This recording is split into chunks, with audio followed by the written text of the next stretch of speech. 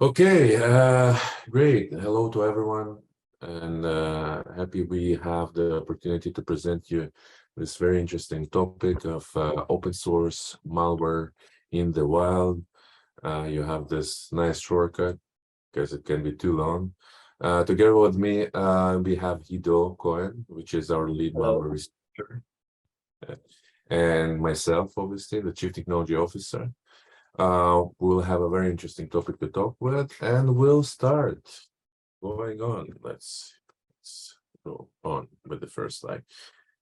Just kind of even before the motivation, because we are not doing today kind of a marketing presentation, it's more of a technical presentation for the technical audience, the malware researchers, the SOC analysts, the defenders, and those guys that are responsible for the security posture. Morphisec is a breach prevention company, focuses on in-memory runtime prevention. We are deployed on more than 9 million endpoints. Due to that, we have quite a lot of forensic and threat intelligence that we can mine, and obviously some of the conclusions that we will present and talk are based on this data information that we collect. So that's it for my 1-minute presentation of Morphisec.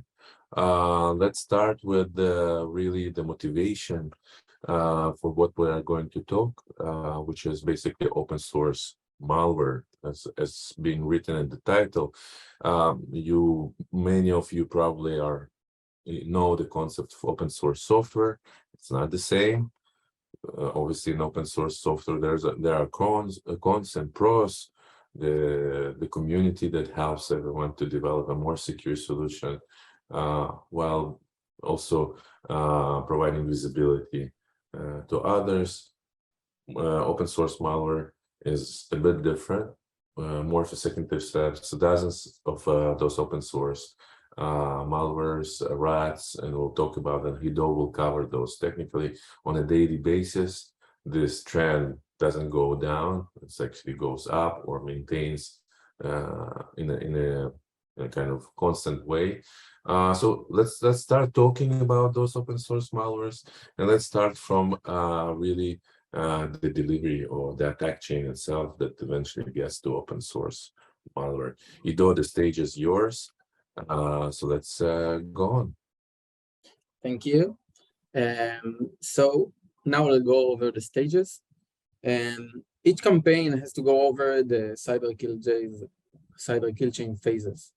For those of you who don't familiar with what the cyber kill chain is, it's a chain of stages or goals that the attacker has to achieve throughout its malicious activity. I'm not going to talk about all the stages in the chains, but the most relevant to us in this talk. We'll start with the reconnaissance and delivery. The attacker needs to understand how he's going to infect new systems, new targets. Depending on its goal, it might choose between the mass delivery option and the targeted option. Let's take an example. If the attacker wants to steal as many credit cards as possible, it will probably go with the mass delivery option. Unlike this option, it might choose to attack a targeted server in the organization is hacked in. And for this one, it will probably choose the targeted attack, maybe attacking some IT employee, and in that way to gain access to the environment. Once delivered, the attacker moves on to the installation phase. This phase is responsible for installing the malware. Again, the malware type depends on the goal. So if we'll go back to the examples for stealing credit card information, the attacker might use some kind of info stealer. And to gain access to the server, it will probably choose a remote access tool, remote access Trojan, which allows him to execute commands on the system, on the server. The command and control and the action stages are responsible for the follow-up actions, mainly speaking about persistency and filtration of the data. The attacker needs to develop some kind of an infrastructure that will deliver back its gains, what is stolen, or allow him to perform hands-on action on the system, on the infected system. Yeah, thanks, Ido. So you mentioned a couple of different things. So basically, open source malware that is being deployed dependent on the goal, right? So maybe you can kind of go over a couple of examples of those open source malwares and what we are going really to talk about and what is not in scope of this discussion. Okay, so there are, of course, many open source tools, software, malwares that are available for free for attackers to use. We can divide those malwares and tools into three main categories. The first category is public source code malwares. Those malwares have the precompiled source code available for everyone, usually on GitHub. The second group is commercial malware with a free edition. For example, we can look at Remco Threat, which is a commercial remote access tool, remote administration tool, sorry, that is maintained by a security company and also provided, offer limited but free edition that we see highly used in the wild. The third group are POCs, tools, leaks, frameworks. Those tools are usually made to achieve a specific stage or several stages in the cyber kill chains, like Mimikatz, which is used to dump credentials, or Empire, which is a post-exploitation framework. And those tools actually are out of the scope of this talk, since we want to focus on a full-fledged malwares. For those of you who are still interested to see how threat actors using open source tools in general, please refer to Paul Litvak Virus Bulletin talk from 2020. Right. Thank you, Ido. So basically, we will focus on full-fledged malware, just mentioning a couple of examples aside of the obviously mentioned rats. There are quite a lot of leaked ransomwares, and also the Conti leaked source code, which probably would be used soon by malware actors as a full-fledged ransomware, and other cases in which only the builders are leaked. So obviously, as Ido mentioned, depend on the goal that you want to achieve, whether you want to control fully your machine or you want to encrypt your machine, then you will usually use this the right tool. So let's continue maybe with some challenges, Ido. What are the different challenges with regard to using this open source malware? Okay, so as you all know, open source malware codes available for everyone. And with that, it presented two main challenges. The first one is that the malware itself is not always fits perfectly for the use case the attacker needs.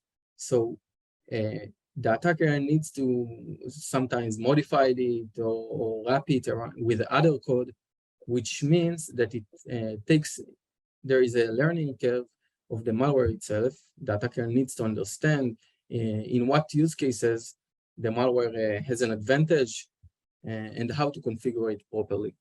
This, of course, takes some time, and especially when you are assessing several options, because there are several options available. The second challenge is that defenders develop great static, dynamic, and network detection rules while using the same source code. Having the same source code allow them for digging deeper into the malware itself, into its TTPs, tactic, techniques, and procedures, and detect it better.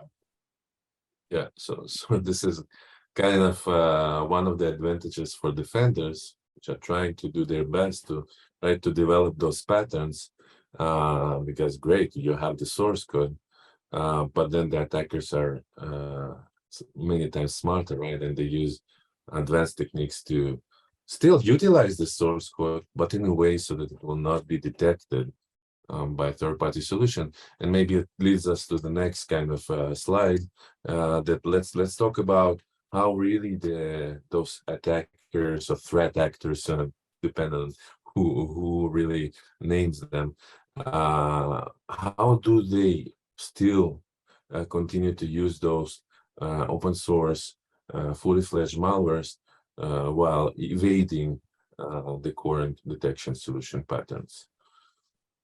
Okay, so as you probably all know, there is always the cat and mouse game between attackers and defenders. When defenders find a way to detect the bad guys, they in favor change the patterns of their actions to evade from being caught again. So the first, there are a couple of methods we will talk about today. The first one I want to talk about is cryptors. Cryptor is a piece of software that takes your malware as an input and clean it so it won't flag by antivirus antivirus solutions. To do that, it uses three main methods. The first one, as noted in the slide, is obfuscation. Obfuscation hides your strings, your contents, and the meaning of variable and functions. The second method is encryption. The cryptor might encrypt part of or the whole binary and decrypt it only when necessary. The third method is manipulation, which changes the execution flow, and this makes the analysis much harder. Our analysis as a security researcher. That the funny part is the attackers can again use the open source community, the open source tools for achieving the same goal. For example, I put a small list of options. The first one is invoke obfuscation. Invoke obfuscation is a tool that obfuscates PowerShell commands and scripts. We also have do not, which is an in-memory execution tool for VB scripts, executables, DLLs, .NET assemblies. And lastly, we have Confuser EX, which is a protector for .NET application. This list is not comprehensive, and you have so many tools out there for your usage, for the attacker usage, actually. And I will add on top, obviously, I mean, defenders may try and detect based on like packing or maybe like enough entropy of different strings, so maybe detect a kind of obfuscation. Unfortunately, it gets to this game of false positive, in which legitimate solutions also use kind of DRM protections and other protections. They use the same kind of obfuscation and custom packing, which leads to high number of false positive in some environments. So it's really difficult to detect. You cannot just detect any cryptor that tries to encrypt the next stage, right? So essentially, if you don't want a lot of false positive, you need to let the crypto work, but then the real kind of open source malware is decrypted in some second in the memory. So maybe you can start with case study examples for what we just covered. Okay, so now the first case study of today, we'll talk about the Baba Data crypto, which is currently used in the wild. We found this crypto last year. Since then, we published a couple of blog posts about it, and we actively tracking on it. And we see that it delivers many types of malwares, whether it ransomware, stealers, remote access tools, And of course, among them, there are also open source malwares, such as Asyncrat and Gerat, and even the free version of free edition of Rancosrat. Descriptor, keep in mind that descriptor is quite complex, so I will go over the different stages briefly. But if you want to learn more about it, please refer to the talk of Arnold Osipov and myself on B-side Munich earlier this year. You can go and read the technical blogs. So without further ado, let's start. The first stage comes as an installer, and as you can see, the installer has 0 detections on VirusTotal, which means that the crypter does a good job. This installer composed of many files, most of them legitimate, except for the 4 that are highlighted. There is an executable, 2 DLLs, and XML file in this case. There are several cases, of course. The executable sole purpose is to execute the main DLL, which then loads some modules that I won't talk about, and to read an XML file. This XML file contains several components. The first component is a clear text shellcode. So I think at the latest stage you also had an update to this Baba the decryptor, right? Yeah, of course. There are some different methods that the main DLL is executed. In the previous versions, we saw an executable that calls the DLL, and the newer versions we have DLL side loading, which means that the executable itself is also a legitimate file, which reduces the amount of malicious files in the installer, of course. Yeah, but the logic or the next stages logic remains the same, of course. So going back to the XML file, it has 3 main components. The first shellcode is clear text and is injected into memory and transfer execution to. Its purpose is to take all those encrypted chunks, decrypt them, and by doing so, it reveals 2 additional components. The first one is another shellcode, which we call the injection shellcode, and the final payload. Once those are decrypted, the execution moves into the injection shellcode, sorry. And as the name suggests, it injects the payload into the executable.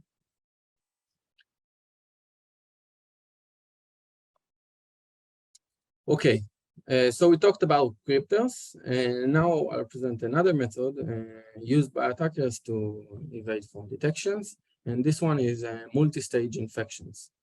Attackers learned that if they'll split the infection into several files, usually written in scripting languages, programming languages, such as Visual Basic, shellcode, and BAT files, and let each stage doing a single task, it make the detection much harder. And those chains usually are highly dependent on the C2 to deliver at the end of the chain, to deliver in memory the final payload. Usually it's encrypted with some encryption or encoded. But the final stage is responsible for decrypting it and inject it reflectively into a legitimate process. In this example, I wrote ASP.NET compiler.exe. Yeah, sorry. No, so we'll get to the example soon. Just to emphasize kind of what you just mentioned. I mean, it's a multi-stage infection, and usually happens kind of in memory and fileless way. You mentioned interpreters, scripting languages. I think obviously PowerShell and Ballad and VBScript and JavaScript is kind of the more popular scripting languages. But Mhm. you know, fileless is a concept. Some will say fileless, no files at all. Some will say, hey, it's not executable files, because essentially textual interpreted files are hard to detect. But how does it connect really to the open source? You see that eventually this open source malware gets into memory as is, jumping from those scripts, decrypted, doesn't land on the disk. This is the point, right? We talked about encrypted before. Right now, we are talking about in-memory delivery of those malwares through those multi-stage infection. And I think it's the best time right now, Ido, to provide an example for this, right? Maybe we'll go Yeah. over an example.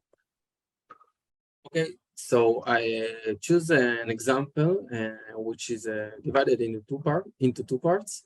The first part is a campaign which started at March, and then we'll see how this campaign evolved over time. So this campaign is a Wells Fargo campaign that they used to deliver Remco Srat, and it goes as follows. The attacker this time chose the mass delivery option using malicious emails that pretended to be from Wells Fargo CEO. Those emails contains an Excel file and a password to unlock the protected file. Once the victim opens the XLS and enter the password, it presented with the famous please enable macro in order to see the content messages we all know. While by enabling this macro, a chain of malicious execution starts, and the VBS file is written to disk, which is sole purpose is to execute a PowerShell command, which downloads the next stage, and the VBS after it is responsible for only for persistent and so on. As you can see, each file has a single purpose, highly dependent on the server, which leads us until the final PowerShell script, which contains three main blocks, encoded blocks. The first one is only a function that decompresses, deflates the second block, and the second block after deflated is actually a .NET application, which is used to inject in memory reflectively to the final payload, which is encoded, it's the third block, to regsm exe. As we can see, Is it a Windows executable, right? Hollow into what? the legitimate Windows executable regsym, right? Yeah. So as you can see in the next slide, there is a calling to you back with regsm and the decrypted shellcode. So this one was the campaign in March, and now we are going over to campaign in July. Between that time, Microsoft announced and enforced that every XLS file, every macro is disabled by default when downloaded from the internet. This action actually forced threat actors, all kinds of threat actors, including this one, to change their infection methods. Okay. So I would maybe on top, and sorry for interrupting, you know, it's a great point, right? So you really see how Microsoft announcement impacts the threat landscape change. So really they announced, I think, around February, this get into the motion around kind of June, July, and you see this trend impacted kind of automatically. We obviously see not only ISO files, though this is the biggest trend shift. We also see IMG files, CHM files, link files, etc. But at this point, Hiddo will continue to focus on the main shift, kind of to this container delivery files instead of those macro Excel files. So go ahead, Hiddo. So if you look carefully, the only thing that changed is, as I said, only the infection chain. The first PowerShell, since the first PowerShell until the final injection, it works almost the same with a slight small changes that I don't even bother to know. So the infection starts with an email, but this time instead of XLS, we have an ISO file that contains a .lnk file. This LNK is pretended to be a PDF by icon, but the actual command is to run a PowerShell script. This script has two purposes. The first one is to download a dummy decoy PDF and open it to the user, probably to lower the suspicious. And the second one is to download a VBS file. This VBS, again, is responsible for persistent and download the PowerShell, which eventually, as we saw earlier, decrypts the final payload, the .NET injector, and inject to regsm or any other application. Again, Remcos RAT, again, Wells Fargo, all the same, except for the infection methods at the beginning. So essentially, you can call it file as though it was script-based, but no native executables on this. Only the persistent is done, actually is done by copy itself to the startup folder. So it has files on the systems, but not the final payload. So if the attackers saw that a security company started to detect it, it just take the server down and try another method or try from another angle to change it. But the final payload is not present on the system. So how about activities, right? We talked about kind of crime-based, groups, campaigns. Do we have something about more kind of nation-sponsored or really advanced groups, not only nation-sponsored, but also really advanced groups? Of course, APTs and groups, organized groups, using open source softwares and tools for many years. But in order to be more relevant, I chose few examples from this year, reports posted by other security companies that revealed how APTs and organized groups using open source malwares. So we are starting with a publication from Trend Micro, which published around April 2022, this year, of course, and details about a new APT group called Elfberger Roca. According to the report, this group is targeting a gambling website and targeting also Windows, Linux, and Mac OS operating systems. The report shows that this new APT group introduced a new loader, which is used to deliver many types of malwares. Among them, there are Quassarat and Asingrat, which are open source malwares, as we saw at the beginning. So we basically say a crypter, right? A crypter, no, it's a loader that downloads the final stage. Okay, okay. Go ahead. And moving on to August, we have a publication from a Proofpoint about TAP 558. This group is targeting the hospitality, the hotel, and the organization and travel organization. And the group is active from 2018. And since then, since 2020, they started to use open source tools and malwares.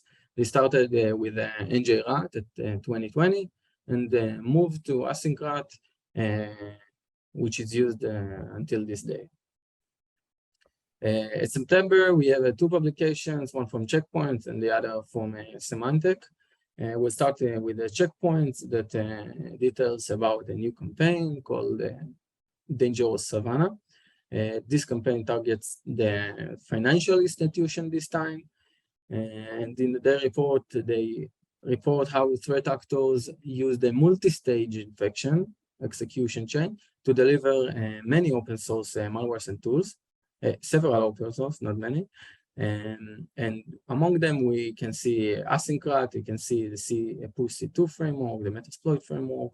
Again, those are open source tools, not malwares, but we also have the Asyncrat. You see how this threat actor in this campaign utilizes, again, open source softwares. And the last report I want to talk about is published by Symantec, and where they talk about threat actor that targets the Asian governments and state-owned organizations. In their reference, they were using Quassarat and many other tools like Mimikatz, Land-on-Go, which is a penetration testing framework written in Go, and so on. And we have dozens of examples, but I want to talk about the events from the past year. Another thing I want to note about those usages is that you can see how the open source malwares not strict to one target. We saw that the targets were gambling websites and hospitality, and then finance, and then government. You can see how attackers use them in actually all kinds of attacks, which is interesting to see that open source software is not limited to certain type of attacks, because we saw seasoned attackers and APT groups and organized groups, and we didn't saw them only on one target like a government organization, but we saw it on several. So no industry or vector is really safe. We see this everywhere. Okay, Exactly. so let's summarize it, because we are close to the end of that time. I think thank you, Ido, first for a great kind of deep dive and a couple of examples into open source malware. I think we talked a lot about delivery and the fact that we really can deliver a full-fledged malware, not rewrite or reinvent the wheel, right? I think there's a big advantage for the attackers to use already working fully fledged code. And why do they need to invest into this development if this already exists? They need to invest in the more evasive delivery. This is what really happens. I think we are open to some questions, but I already have like one question: what do we really expect in the near future with regard to open source malware? And Ido, maybe you would like to kind of tell your opinion. I mean, it's totally subjective. What do you think we will see with regard to open source malware? So, in my opinion, we'll see a growth as we saw in the last couple of years, and we'll see. I think that people will start to modify more and more and apply more encrypting functionalities, as we saw earlier, in order to evade detection, because the detections always makes better, and the attackers needs to find new ways to overcome those challenges, mainly by modifying and using new techniques, as we saw with the ISO. So we'll see new techniques also introduced into cryptors that will wrap this code And security companies will monitor more in-memory executions. Yeah, fully agree. I mean, we also saw, beside obviously changing the trend to different kind of social engineering deliveries, we also saw the use of Folina as an exploit, right, to deliver those things in memory directly. So really, there are abundance of techniques. I think one of the questions here also we mentioned about Office kind of threat landscape change due to the Office announcement and disable the default disable of macro, and whether this will really change anything. And based on our experience with announcement from Microsoft on changes, significant changes, many times they have some kind of rollbacks because of business requirements and business functionalities. Many times we find attackers bypassing those small restrictions and delivering still macros. So I wouldn't, put a grave here on macro delivery. It's still very much relevant. It's not like it was removed. It's just we are talking about the default. There are ways to enable it. So yeah, I mean, we will see more and more delivery again, as we mentioned. There's no point into rewriting a full-fledged malware. Yeah, I think this is my opinion at least. Let's see if we have any more questions. I think okay. So either way, we are basically finished with regard to the time, right? We are ending this presentation. We do have here our direct emails, Michael at Morphisec and Hido Cohen at Morphisec. You are welcome to send questions directly to us or through the company email, and I'm sure we will be able to respond quite quickly. So thank you, Hido, for presenting this presentation, and waiting for those questions to come to our mailboxes. Thank you. Thank you.